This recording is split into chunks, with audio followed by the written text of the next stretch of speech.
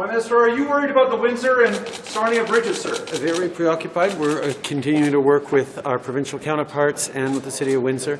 We need to stop the blockage of supply chains. Jobs are being affected.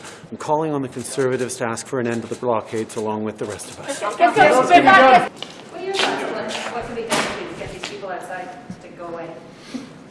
Well, I think at the end of the day, people of Ottawa have had to put up and tolerate a great deal, and there comes a time in which I believe, for even those that are out there today, will realize that it's time to leave. They've made their points loud and clear, and it's just time to move on. There seems to be some thoughts, at least within your own caucus, that it's time to start thinking about lifting restrictions and that Canadians are fed up. What's your take on that?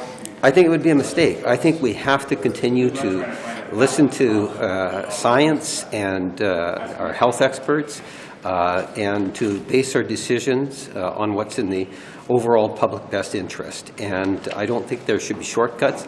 I get emails on both sides of it, of the issue. Some say that we're not doing enough. Others will say, well, we're going too far. At the end of the day, it should be all about public safety and health.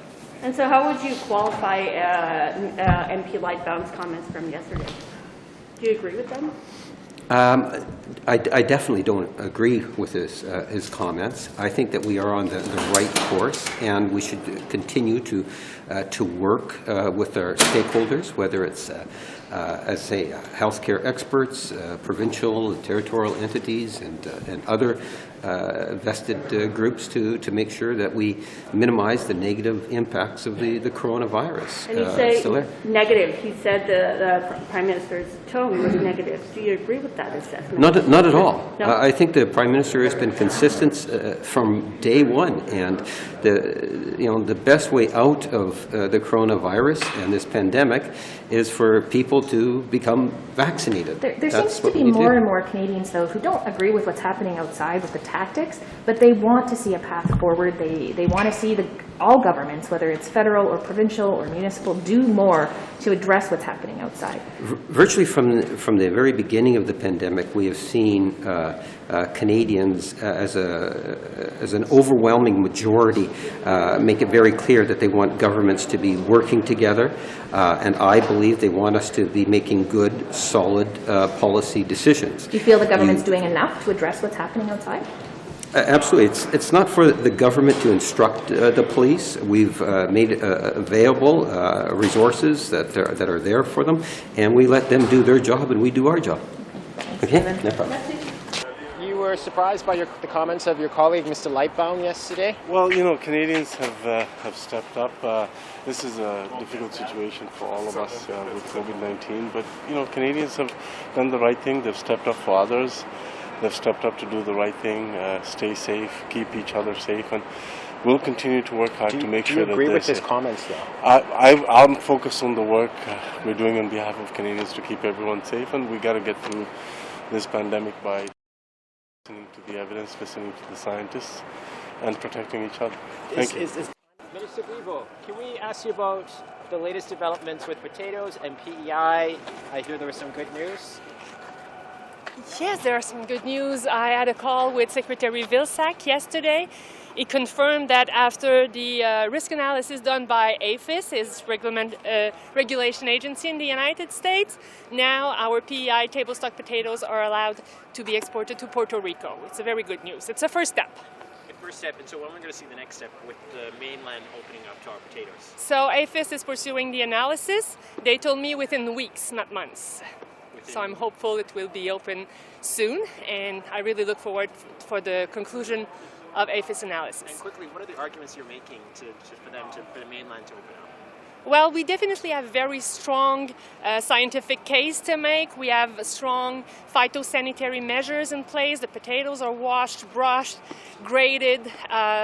They have a sprout inhibitor. They are treated with a sprout inhibitor. They do not come from a land known for having had potato wart. So a lot of measures are already in place which make table stock potatoes very safe and obviously safe for health. There's no concern about human health. It's only a soil contamination, very negligible risks. Awesome. Thank you so much for this. Thank you. Madame Bibeau, rapidement sur M. Lightbound, est-ce qu'il y a un backlash, est-ce qu'il y a un malaise chez les libéraux à la suite de ses propos d'hier? Ben, on a eu une très bonne discussion en équipe ce matin. Et puis, vous savez, c'est le plus que je peux vous dire sur une discussion de caucus. Mais vous, ça s'est bien personnellement, passé. au-delà de la conversation au caucus, vous, personnellement, partagez-vous son malaise avec le ton du gouvernement ou sa volonté de voir les restrictions assouplies bientôt? Je crois qu'on est un gouvernement qui est très à l'écoute, qui veut prendre des décisions qui sont basées sur la science. On cherche le meilleur équilibre possible pour avoir un maximum d'adhésion dans la population parce que si on veut sortir de ces mesures sanitaires-là, la meilleure façon, c'est que le plus grand nombre de Canadiens soient vaccinés. C'est comme ça qu'on atteint une immunité collective et c'est comme ça qu'on peut diminuer les mesures. Alors, c'est vraiment dans ce sens-là qu'on travaille avec des données le mieux possible et en allant chercher le plus d'adhésion possible dans la communauté. Mais M. Lightbound n'est pas le seul. Là. Il y a M. Yves Robillard aussi qui est d'accord avec lui. Bien, moi, je suis d'accord. Je vous dis, on fait vraiment tous les efforts pour prendre les meilleures décisions possibles. Et puis, chacun a son opinion. Pardon. Merci. Est-ce qu'on peut vous demander ce que vous avez pensé des propos de M. Lightbound? Êtes-vous d'accord avec lui, ce qu'il a dit hier concernant la gestion de la pandémie par le gouvernement? Écoute, tout le monde est fatigué avec la pandémie. Il n'y a pas de question. On fait ce qu'on peut. Ça fait 2 ans qu'on est en action. Et puis, beaucoup de restrictions, il faut être honnête. 80% appartiennent à les provinces. Donc, nous, au niveau fédéral, on fait ce qui tombe dans notre juridiction. Êtes-vous d'accord avec M. Lightbound qu'il est temps peut-être de relâcher les restrictions? M. Lightbound est en train de dire que lui, un peu comme je dis, il est fatigué, puis que les gens sont fatigués, puis, tu sais, partageons davantage le plan d'action, où est-ce qu'on va, qu'est-ce qu'on va faire. Mais êtes-vous d'accord?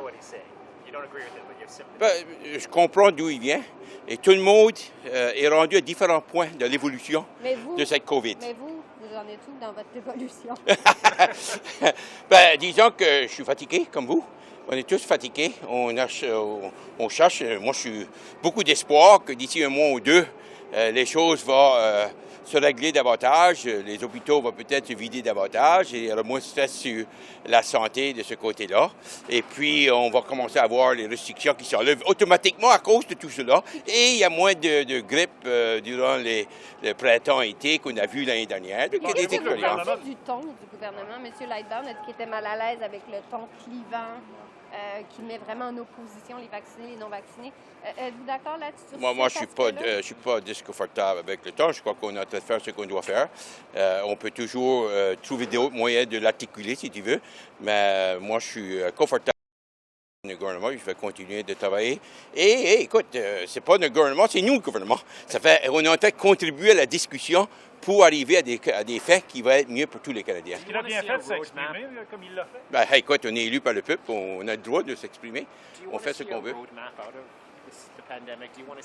Well, we've been working on a roadmap, but we take our advice as well from the health department, and we'll continue to do so. But I think a roadmap is developing itself as well. We just need to be patient. We're almost at the finish line. You know, it's almost like a football game with the last 5 yards. And hold the ball, don't drop it, because you're getting over it. That's what it's about right now. Merci. Thank you. We're approaching 3 weeks of, the protests. Has your position changed on whether or not they should continue or stay? So my position is that, and remains unchanged, that Canadians have a right to peacefully assemble. They have a right to freedom of expression. Peaceful protest is a cornerstone of any healthy and functioning democracy. That's very important. Parliament Hill is exactly the place where we want people to come to protest any issue that the federal government touches. And so it's really important. And there's actually a space dedicated for folks to do that. And there's a fair bit of latitude given in this city as the nation's capital for people to be able to come here and protest. And I think there's a lot of ways to do that.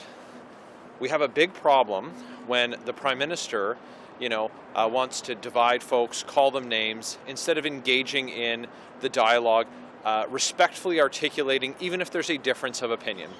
But we do have to recognize that peaceful protest, those rights come with responsibilities, and that includes making sure that it's done so lawfully. So anyone who's involved, whether it's at ports of entry, at various places across the country, whether it's here in our nation's capital. It's really important that they dialogue with local government officials. I strongly encourage the federal government. I know that the public safety minister is having daily news conferences. I think that there needs to be a conversation with folks here. There's an impasse. We need to move past it. People need to be able to get back to living their lives. A lot of the frustration that people have experienced over the last 2 years has brought them here. And I think we need to be very sympathetic. We need to recognize as Canadians that our compassion sets us apart. But people need to be able to get back to their lives. So this is a two-way street. We need the federal government to tell these folks what their plan is to end vaccine mandates. They need to know. And these folks here, they're going to need to work with local law enforcement to make sure that order is restored in the city. Have you seen them obeying the laws? Do you feel like they're complying from what you've seen over the last couple of weeks?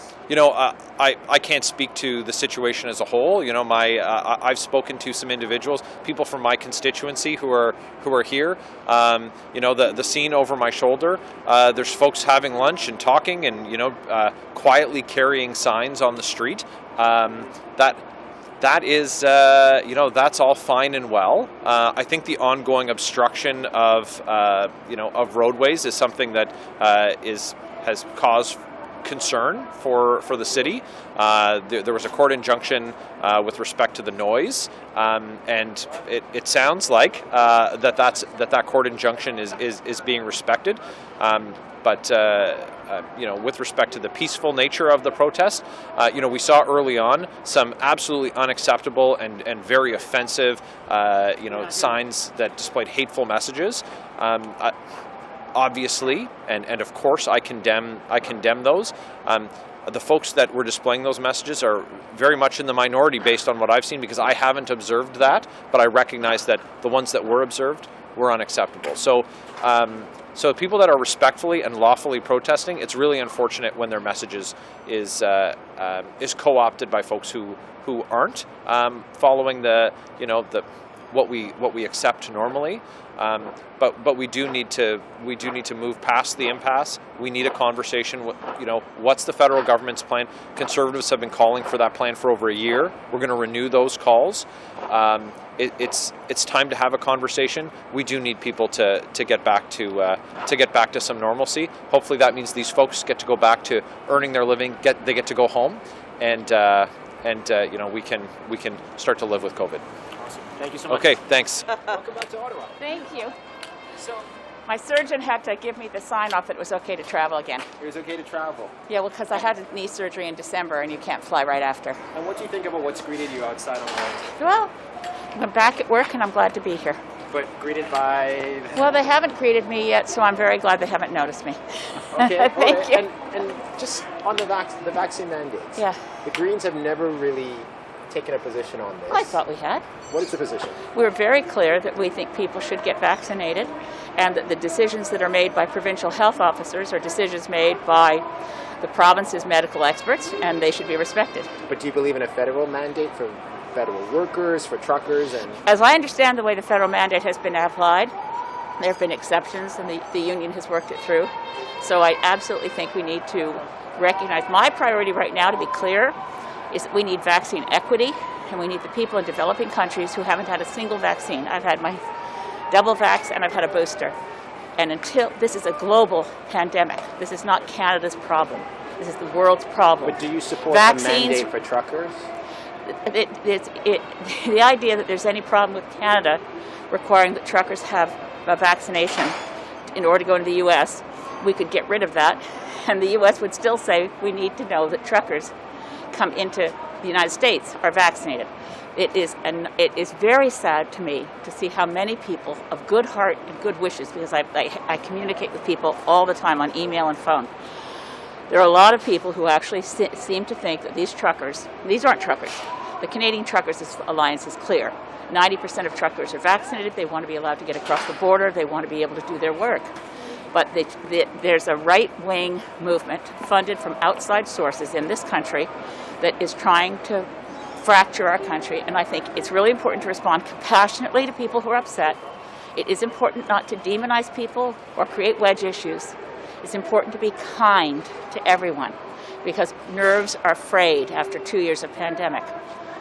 But all that said, this is a false set of demands and people are being used. And the agenda here is not about vaccines. That's very clear. Anyway, thank you. Okay, welcome back. Thank you.